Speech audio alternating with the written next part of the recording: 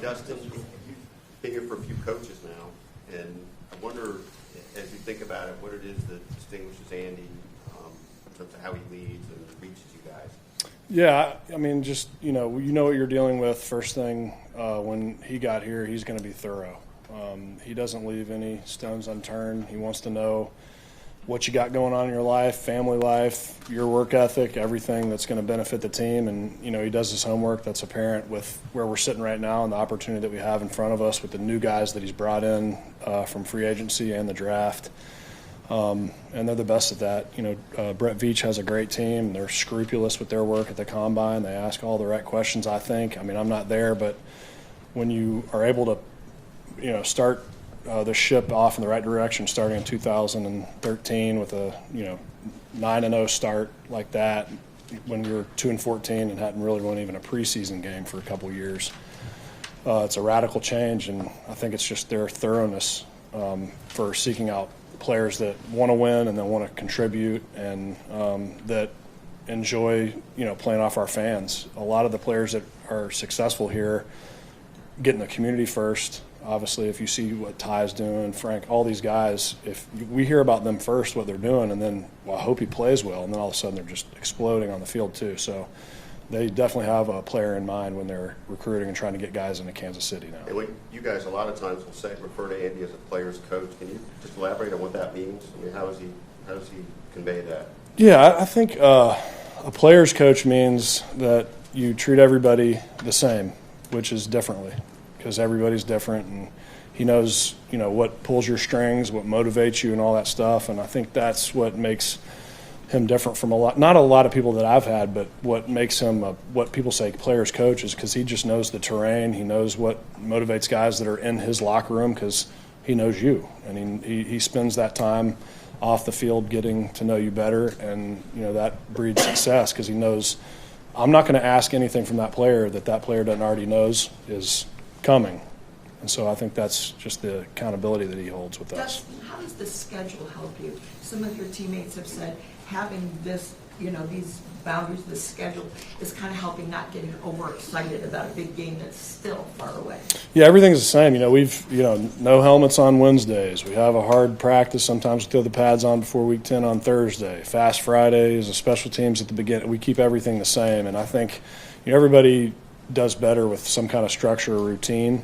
And so we've maintained that through, we've been doing that for the past couple of years. And so they want us to make sure that we wake up, it doesn't feel like we're in a different game.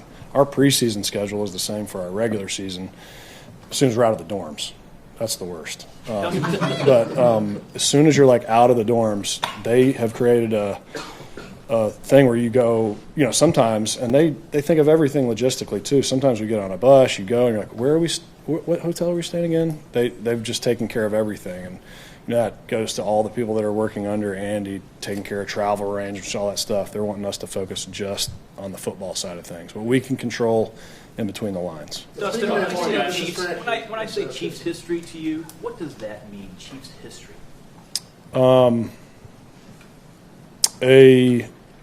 Probably a beloved family pulling their roots out of Dallas, Texas, and finding a place on a map that says there's good people there. I think that we can build an NFL team in this city, and then,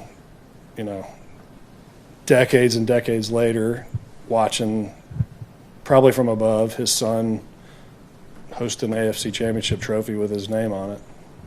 Dustin, when Andy and Tobe and this group of coaches came in a few years ago, it seemed like you were ready to move on.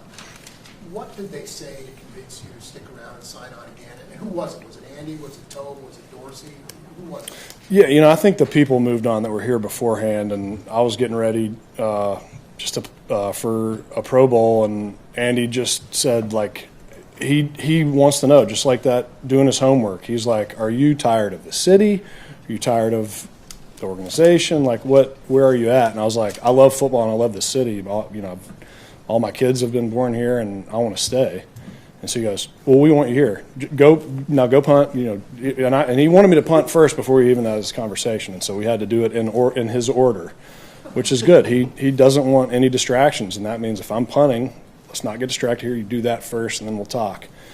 And yeah, so I think that it was fun hearing somebody, instead of feeling like a worker coming to work, just on a conversation, you feel like they want me to be a part of this thing moving forward. And so in 2013, you start saying like, dude, I can't wait to get to work. Like, what are these guys building? And all of a sudden, we're kind of here seeing like, God, this is crazy. What kind of a turnaround we've had. Dustin, you've had What some great. specifically did he say?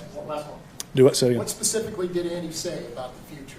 He just said, look, we're gonna try to win championships here. That's why we all play this game, is the trophy. And he'll do this, and it's like what Dick Vermeil said when we first got here. My rookie class here, I'm sure he did it to all the guys that were here before the 4 or 5 years that he was here, is he gave you a card with a Lombardi trophy on it, said this is why we're here.